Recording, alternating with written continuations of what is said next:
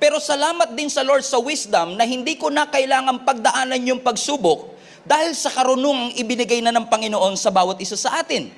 Salamat sa Lord sa kagalingan. Pero maraming salamat na hindi na ako nagkasakit in the first place kasi binigyan niya ako ng wisdom para makaiwas sa anumang sakit.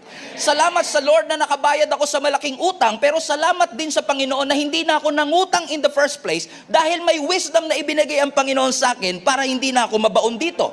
So ibig sabihin, ang sabi nga nila, prevention is better than... Pero naniniwala din ako, sabi ng Stephen Prado's Dictionary, prevention is better than repair. Mas magandang pine-prevent mo ang isang tao sa pagkakamali kaysa nagkamali na at ire-repair mo pa o i-redeem mo pa. Salamat sa mga repair ng Diyos sa buhay natin, pero mas maraming salamat sa mga prevention na ibinigay ng Diyos. At kung ang Diyos ay makakapagsalita lamang po sa bawat isa sa atin at maririnig lamang po natin ang tinig ng ating Panginoon, di ho ba marami tayo mga stupid mistake na maiiwasan?